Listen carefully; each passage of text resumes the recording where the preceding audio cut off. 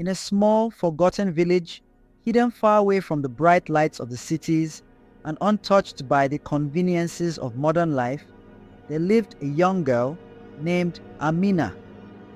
Her world was one of simplicity: mud houses, dusty roads, and long days spent helping her family make ends meet. Life was hard. Money was always short. But Amina possessed something no one could see on the outside: a mind as brilliant as the sun and a heart filled with endless curiosity. While other children her age played in the dirt streets or dreamed of escaping to the big cities, Amina found magic in the worn pages of an old math book she had found discarded at the market. The book was missing its cover and several pages, but to her, it was a treasure. And every evening, long after her chores were done, she would sit beneath the village's only working street lamp, flipping through the book, solving equations, and wondering how the world around her worked. Her parents, Mariam and Yusuf, worked tirelessly just to keep food on the table. Her mother sold fruits at the market, while her father took on whatever jobs he could find, from fixing radios to repairing bicycles. They couldn't afford much, and school fees were a constant struggle, but they always encouraged Amina's love for learning. They may not have had riches to give her, but they gave her something just as precious: belief in her potential. One night, as Amina was reading under the flickering street lamp, she overheard two teachers talking about a national science competition that was coming up. The prize? A scholarship to one of the best schools in the country. That night, Amina could hardly sleep.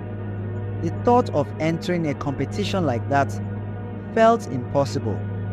How could a poor village girl compete with students from wealthy families, kids who had computers, labs, and all the latest technology at their fingertips? Still, a tiny voice inside her whispered, "Why not you?"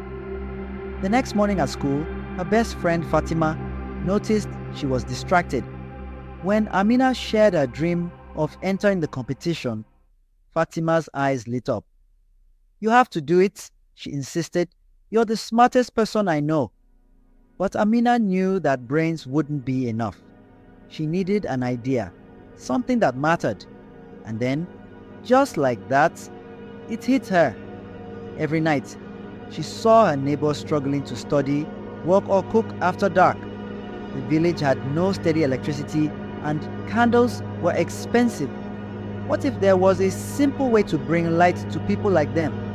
And so, Amina set out to create a solar-powered reading lamp, built entirely from junk and scraps she could find.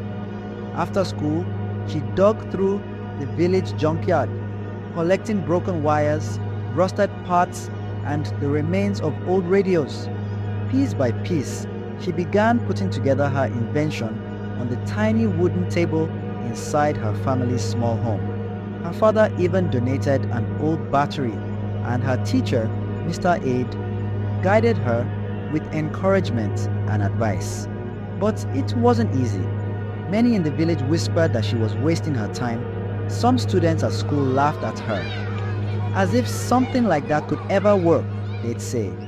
But Amina refused to quit. Night after night, she worked by the dim light of the street lamp, soldering wires and adjusting circuits, until finally her small lamp glowed steadily on its own, powered by the sun. The day of the competition arrived, and for the first time in her life, Amina left her village, boarding a crowded bus with Mr. Aid to travel to the bustling capital city. The buildings were taller than anything she'd ever imagined.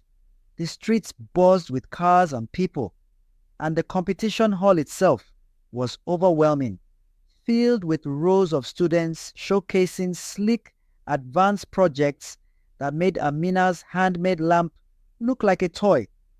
Doubt crept in. Standing among those confident, well-dressed competitors, Amina felt small. But Mr. Aid reminded her, The size of your dream isn't measured by the materials you use, but by the lives you can change. Those words stayed with her as she stepped onto the stage. With trembling hands, Amina held up her solar lamp and began to speak. She didn't have fancy slides or complicated technology, but she had a story of how light could change the future for children like her, who wanted nothing more than a chance to learn after the sun went down. She talked about her village, her classmates, and how something as simple as a reliable reading lamp could open doors to education, progress, and hope. When she finished, the room was silent. For a terrifying moment, she thought no one had been impressed. But then came the applause, and not just polite clapping, real, heartfelt applause. One person especially moved by her presentation was Dr. Williams, a renowned scientist attending the event. He saw what others hadn't, the spark of innovation and the courage to solve real problems with limited resources. Then came the moment she thought would never happen. The judges announced the winner, Amina. Her name echoed through the hall. She was in shock. Tears welled in her eyes as she realized what this meant, not just for her, but for everyone back home.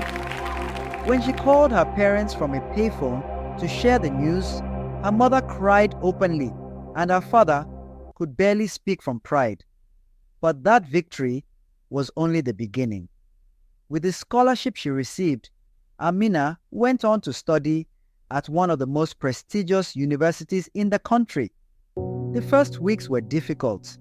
She felt out of place among wealthier students, but once again, she refused to give up.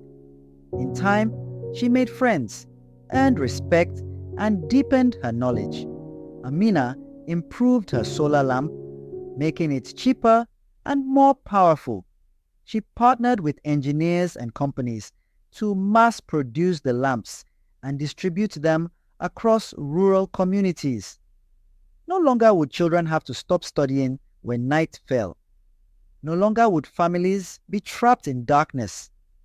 Years later, Amina returned home, not just as a daughter or a friend, but as a leader. She built a school in her village, fully powered by solar energy. She created programs to support young inventors from poor backgrounds. She traveled the world, sharing her story and inspiring others to believe that no dream is too big and no dreamer too small. She even received national honors and awards from leaders who once never knew her village existed. But through it all, Amina stayed humble, always remembering the girl who sat under a flickering street lamp, believing in a brighter tomorrow. And if you visit her village today, you will see her legacy shining brightly. Children gather under sturdy, solar-powered lights to read their books at night, chasing dreams of their own. Amina often walks through the village, watching them, a soft smile on her face, knowing the light that guided her has now been shared with the world. For in the end, the brightest stars are born from the darkest nights, and Amina's light will never go out